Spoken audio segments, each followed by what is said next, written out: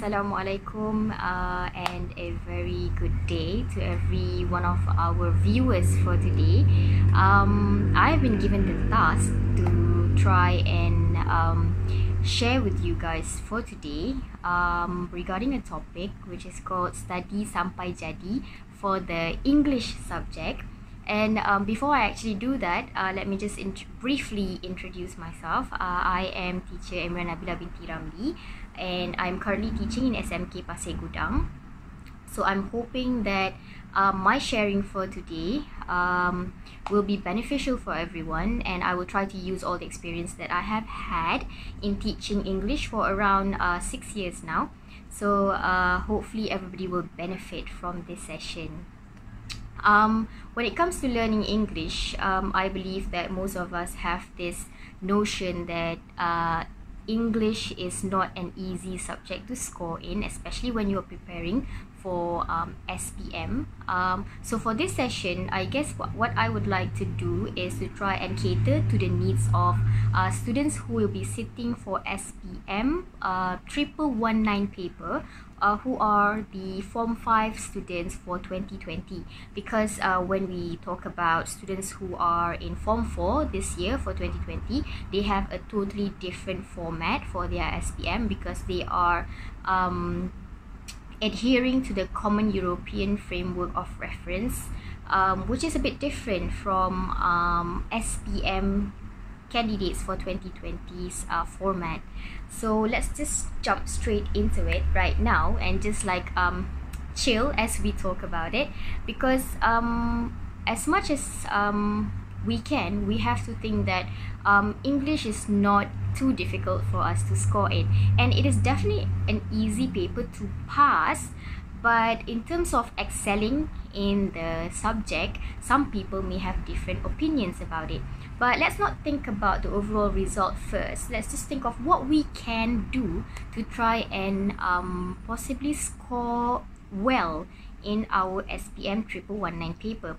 So I believe all SPM candidates are aware that we have two papers for the SPM 1119 paper, which are paper 1, which is an essay writing paper, and we have paper 2, which is we have different parts or different sections of the paper, which is not necessarily related to writing only. So let's just go straight into paper 1 first.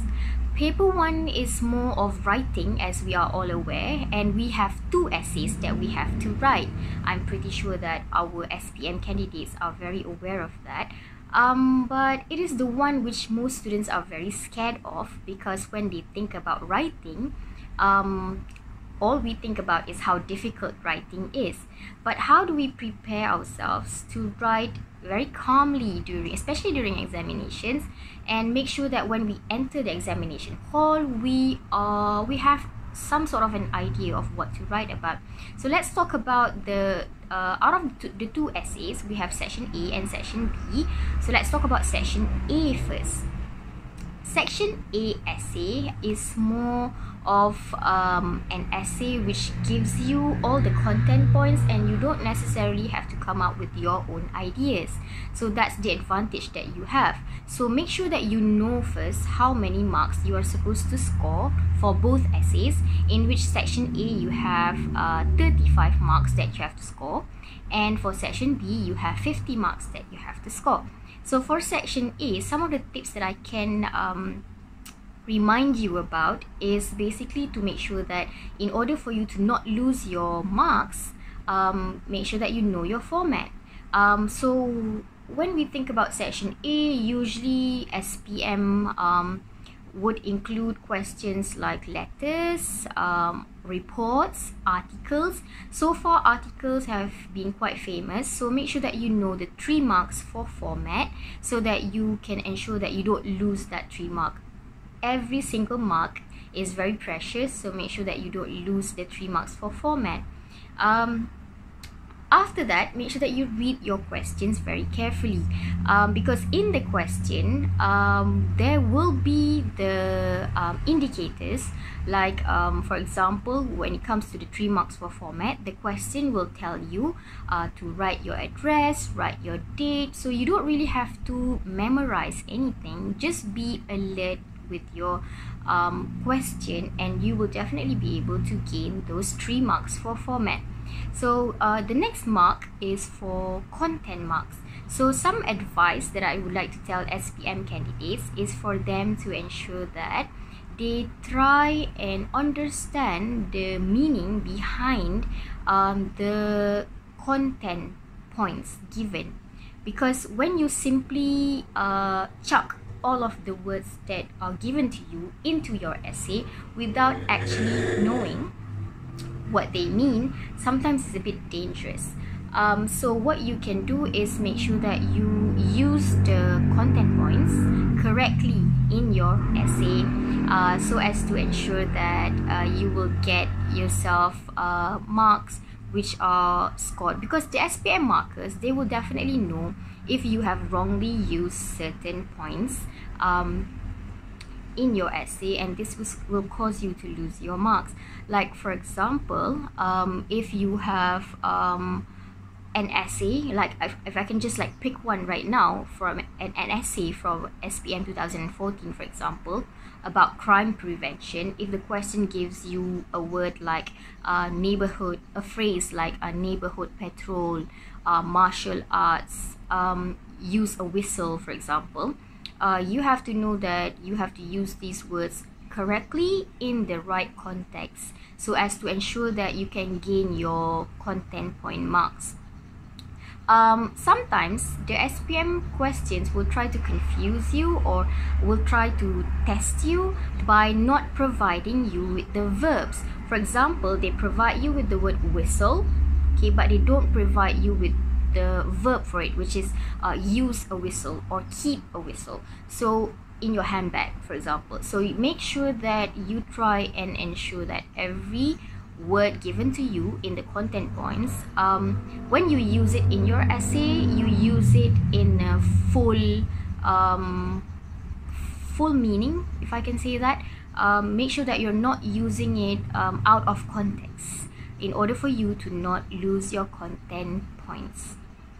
Okay, so we've got 12 or 13 marks for content points, and usually for students who are average, in terms of their marks, they usually score an average mark. They usually make sure that the 12 and 13 marks are scored well, because the one that they probably can afford to lose the marks is the language mark. They don't want to lose marks when it comes to the content points, so they make sure that they score well for the content points and use all of these content points in the correct context, because the one which is probably a bit difficult to score is the language mark.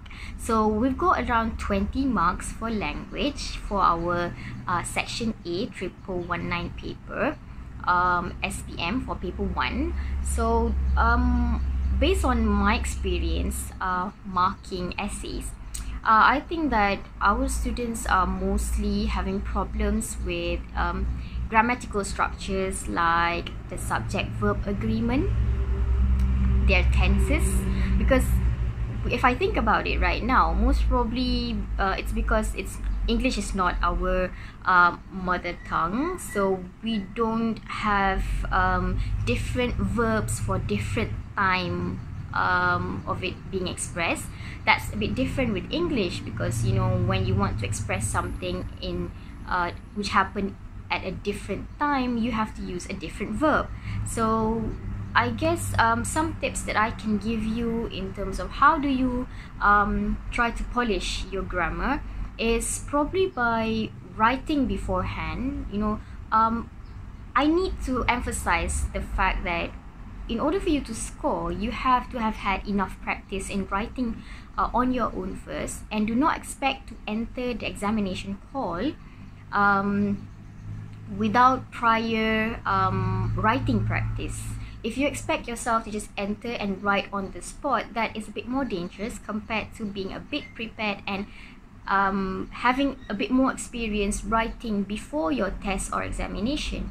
So make sure that you have tried to write a piece of writing and then you have tried to show that to your teacher. That would be a bit more strategic in ensuring that you can score well. So in order for you to polish your grammar, you have to write something first and show to your teacher, and your English teacher will definitely be able to point out certain areas that you usually have problems with, because when you write, you will definitely be able to see the pattern of the types of errors that you usually make. Only then you will know what to improve on. You will only be able to know the problem if you have identified it beforehand and have tried to improve on it.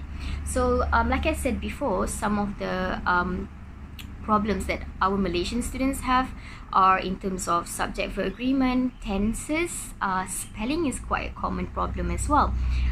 So if I were to go through these three things first, let's just try and think about how do we improve on these three things.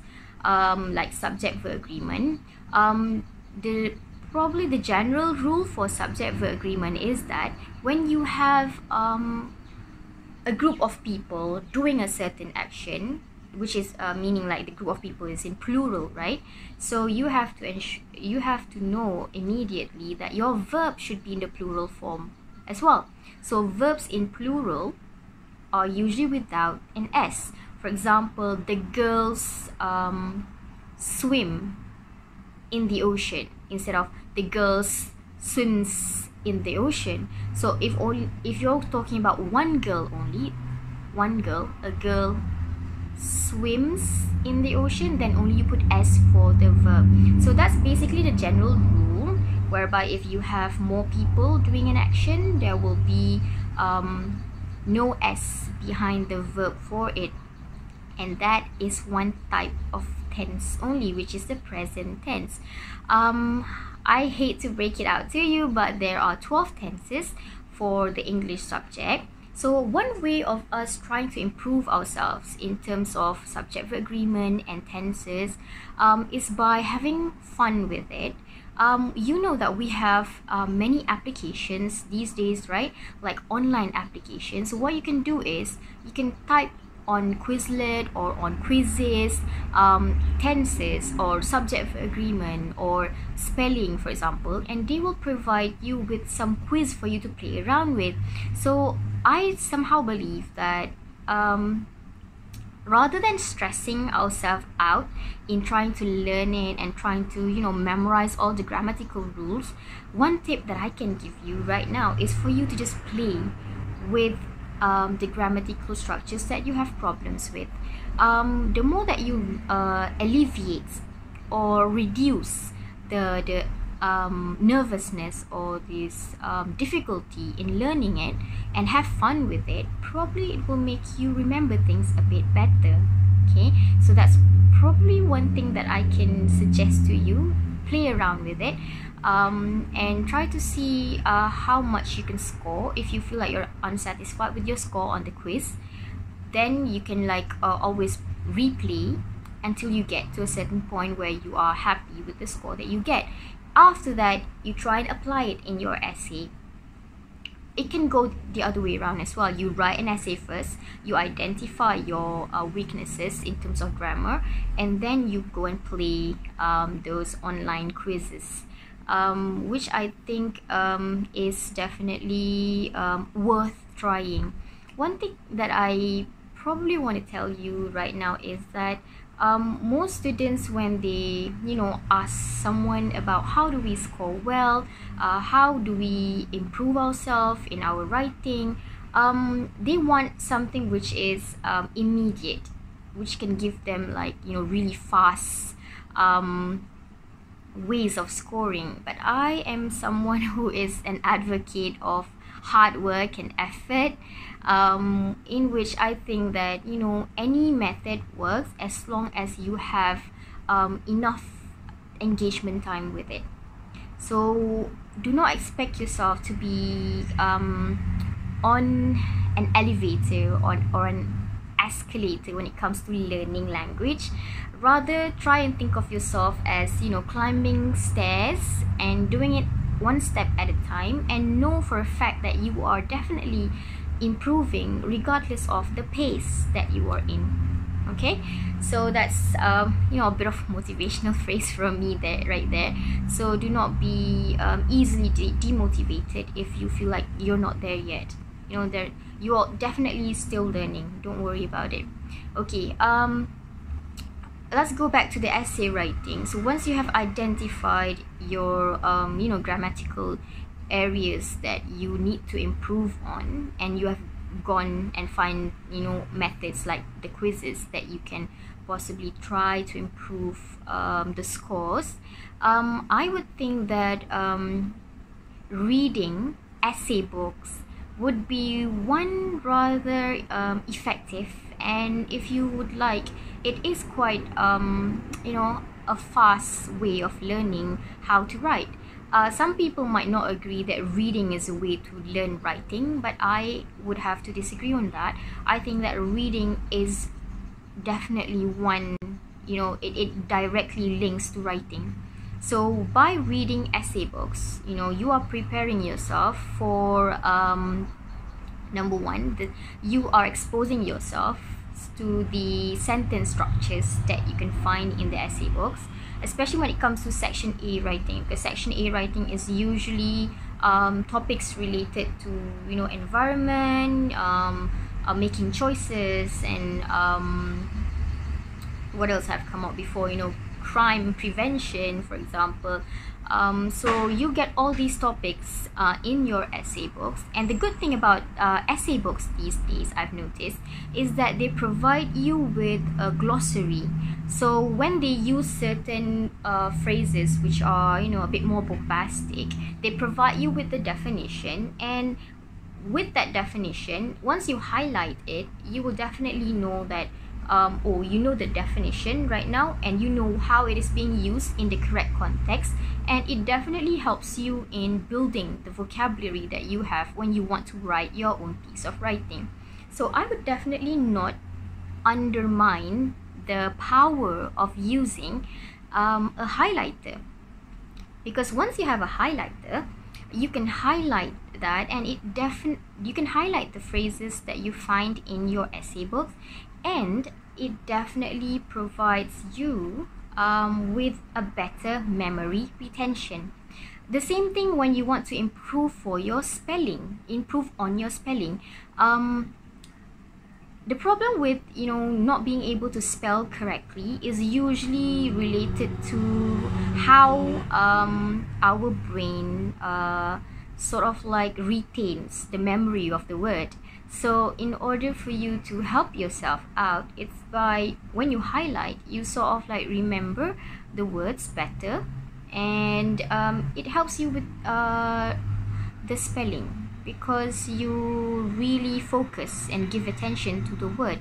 Another thing that I've learned throughout my years and years of teaching is that, you know, for us teachers and for students as well, try not to expect your teachers to provide you with the definition of certain words in English, because when you ask your teacher, for example, teacher, what is the meaning of cessation, for example, if your teacher immediately tells you the word and you jot down the meaning, it is less meaningful compared to you looking up the word in a dictionary yourself, because when you actually do that, you have more experience engaging with the word, and it stays longer in your memory compared to your teacher simply telling you the definition of the word. So that's one tip that you can actually take. If you want yourself to remember a certain word or phrase better, you yourself should be engaging in the word more than expecting other people to just spoon feed you with the definition. Okay, so going back to our essay writing just now, reading is definitely an important way, and as you read, do not forget to highlight words. I cannot emphasize enough on the importance of doing that, because only then you can get more words stored in your mind in order for you to be able to pick it when you want to write your essay. Okay, so that is for section A, writing. So the language marks that you are bound to get, that you're supposed to get for your section A writing, is 20 marks. And it's not impossible to get 20 marks, I can tell you that, because there have been students who have been able to score 20 marks for language. It's not an impossible mission. Just try and know that, so that you don't feel demotivated. So some of the criteria that SPM markers look at, make sure that you know what SPM markers are trying to find in your essay in order for you to try and score, because without that knowledge, you are simply doing something without knowing what to improve on. So some of the things that SPM markers are looking at, I'm telling you this based on my encounter with the marking scheme. So number one is of course accuracy. So there shouldn't be too much of glaring grammatical errors.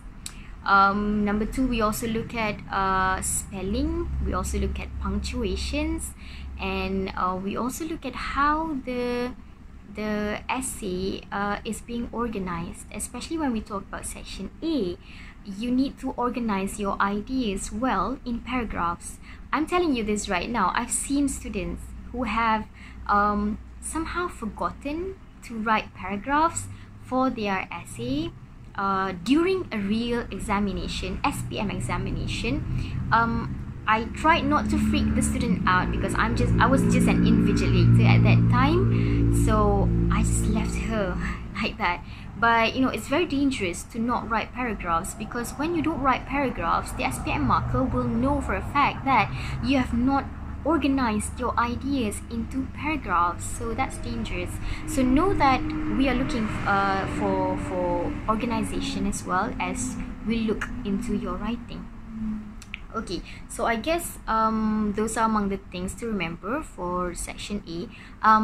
Essay, the one which provides you with the content points. I'm pretty sure that there are other things as well that SPM markers are looking at, but those are the things that I would like to highlight for now. Okay, now I would like to jump straight into the section B essay. Section B essay offers you 5 questions which you can write.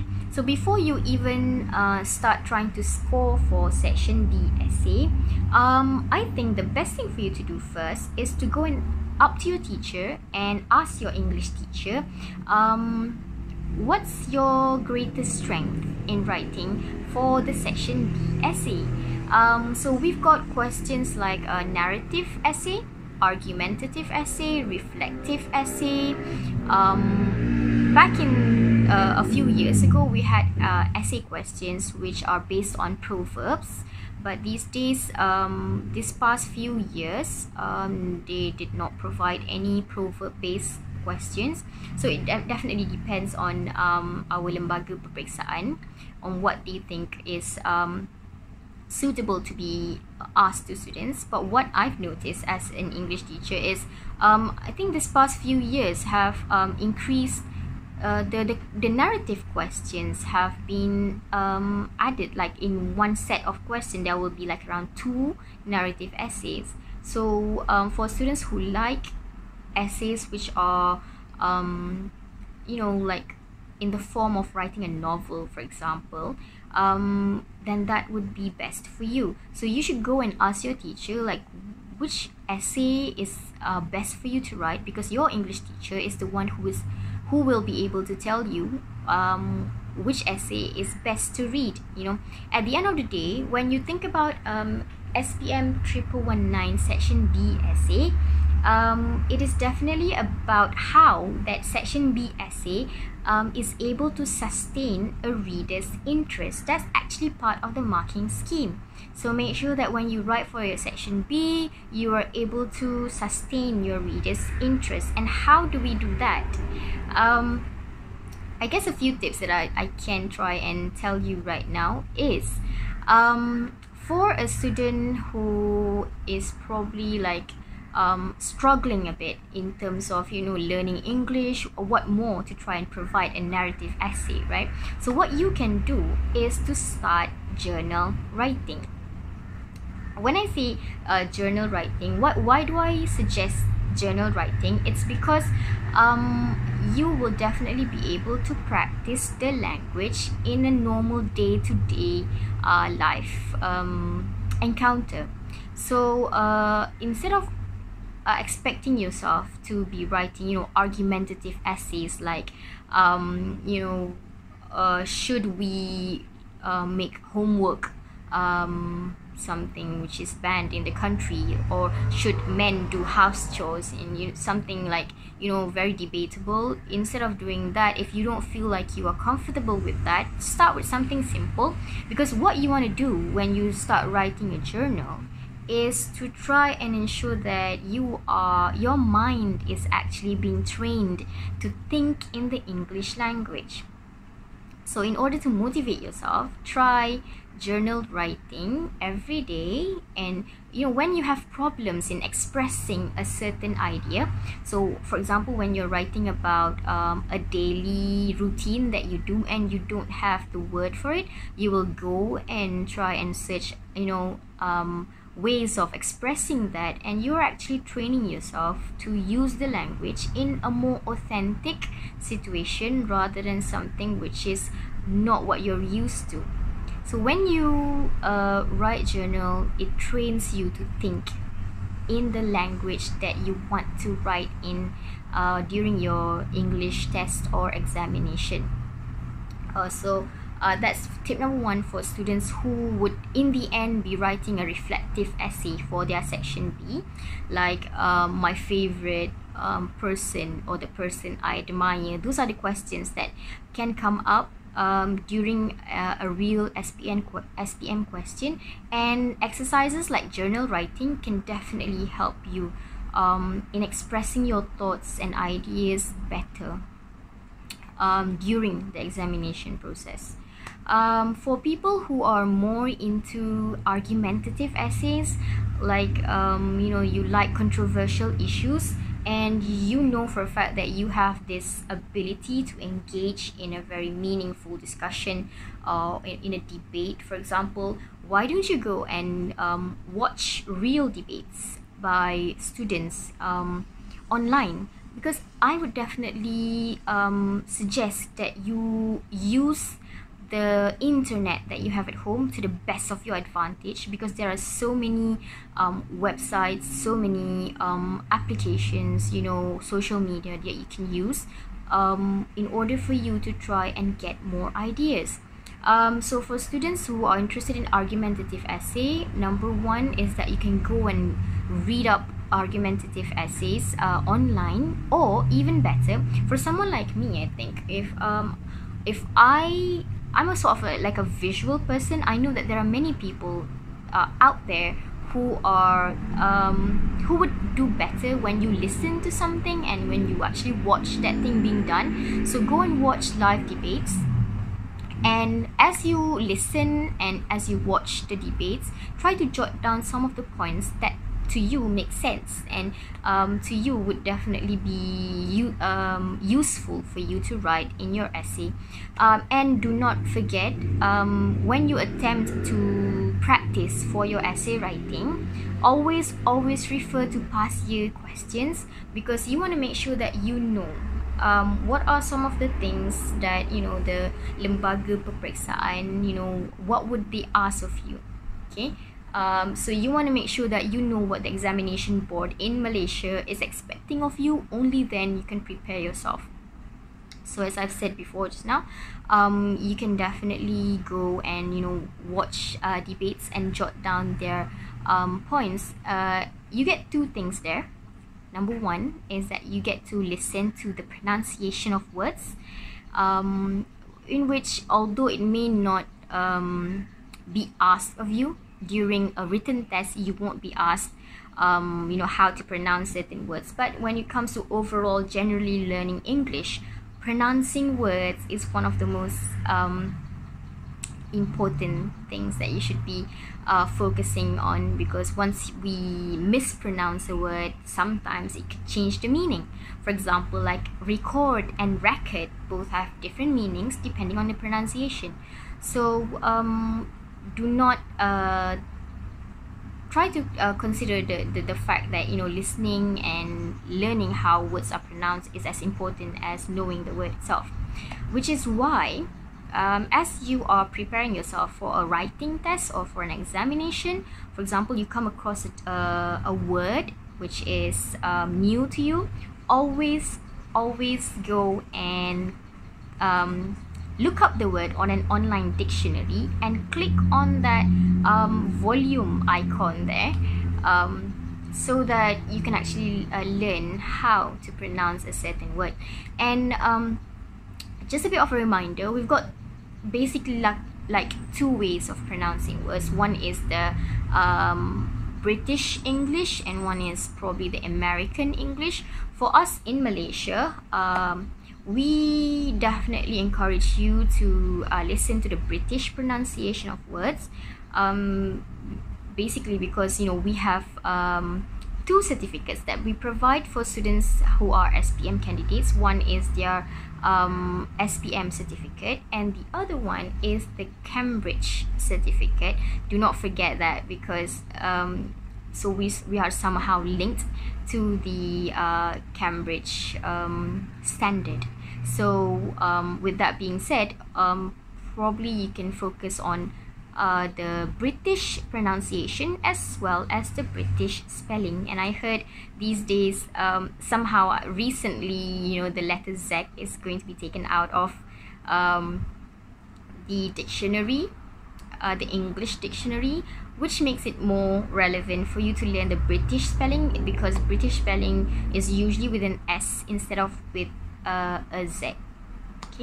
Okay, so that's for our writing paper. I'm hoping that, you know, for students who are preparing for SPM, always tell yourself that you have been given this opportunity, especially with the movement control order right now. You have had more time than ever to prepare yourself for your SPM. So use the time wisely, and use the time to actually make full use of your internet that you have at home. So some of the applications that I would suggest for now for learning English, I've discovered a few, and I would like to mention in this video right now a few of my favorites.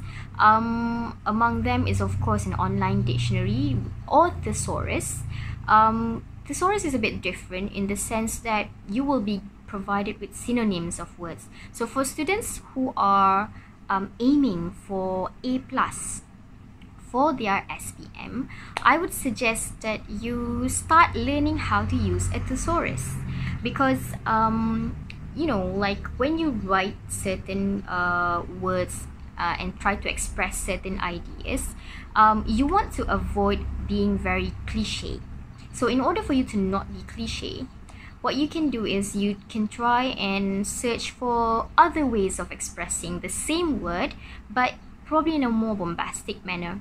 Okay, so with a thesaurus, you have many other options, because English is a very there are like whole set of other words that you can actually use. So learn to accept the fact that there are various words that you can use to express the same meaning. So using a thesaurus would definitely help you with that. Another website that you can actually use is the collocation website, which is called the British National Corpus. You can use that one, or simply just type collocation. For example, you want to use the word surprise, for example. So when you type the word collocation for surprise, you will have this list given to you online of words which can be used with the word surprise. So they will provide you, since surprise is a noun, right? It can also be a verb. So they will provide you with verbs used with the word surprise, nouns used with the word surprise, and they will provide you on that particular website the whole sentence. So when you engage in, you know, reading all those sentences and reading all the words which fit with the word that you want to use, definitely it will be able to increase your vocabulary, as well as your understanding of how the word is being used in certain contexts. If we were to think about it right now, what words would you fit with the word surprise? Give a surprise, or you can actually change the word surprise into an adverb, surprisingly. So you learn the derivations, you know, how the word can be formed into other words, or how the word is being used with other words. And those are what makes, you know, English language learning very, very meaningful and very fruitful for a person who loves language, you know. So try and develop this interest of the language first, and I'm pretty sure that you will be able to appreciate all these applications that we have online.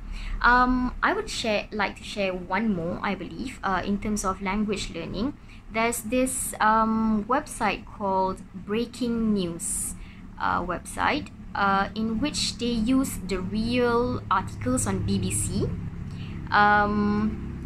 You can actually read the articles, and along with those articles they provide you with language exercises, all divided into certain parts like grammar, listening, reading. I was definitely I found it as something very interesting when they actually provide you with the listening text as well as the reading text. With the listening text, they even provide you with a slower pace of reading, a faster pace of reading, reading in British English, reading in American English. So actually we have this very rich resource of learning English, which sometimes has not been exploited to the best of our advantage. So I would definitely encourage, you know, SPM candidates or even Form 4 candidates who are expecting themselves to improve in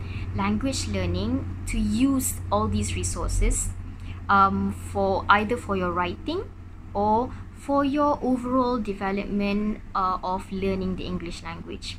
And probably last few tip from me is to try as much as you can to not be too skeptical about the learning of the English language. Although it is not our native language, it is still not impossible for us to master it, as long as we have this spirit, you know, this indefatigable spirit. How did I learn that word? It's basically to reading. It comes from the word fatigue. Fatigue is you know, being very penat, right? But when you put indefatigable spirit, you just don't give up. Okay, so as long as we have this indefatigable spirit of wanting to learn a new language, okay, you are definitely on your way in terms of improving yourself and ensuring that you are going to be one step ahead of yourself when you learn a particular language. And I guess last tip from me, try as much as you can to think in the English language if you are actually aiming to master it on a day-to-day basis. Try and train yourself to think in the English language and to make it vocal as you walk, probably as you are doing your cooking, for example, at home, since we are having our MCO right now. So probably you help your mom out with the chores, you know, for SPM candidates. As you're doing that, talk yourself through the process of engaging in that cooking process, and, you know, try to tell yourself, oh, how do I say kunyit in English? How do I say English. So as you train yourself to do that, like normal day-to-day routines, you are actually training yourself to think in the English language, and therefore you are just you are actually preparing yourself to try and write better for your English examination later. So I'm hoping that you don't lose the spirit and try to ensure that no matter what you do, avoid being too stressed out. I would like to emphasize this because when you are too stressed out, nothing works for people who are too stressed out in life. Just chill and take it one step at a time. But even if you are pressured, let me just end this with one quotation that I've learned in these few years. Number one is that a diamond is a piece of coal that did well under pressure. So you need a little bit of pressure in your life in order for you to improve yourself. And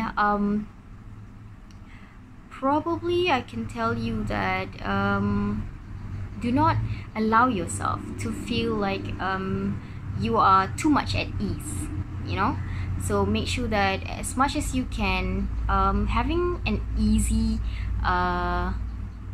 life, or thinking that everything is easy is probably more dangerous than thinking that some things are more difficult. So if you think that English is difficult, know that that's your key, that's your clue, or that's your cue. That's your cue to try and improve yourself. Okay, so I'll see you again next time. Bye.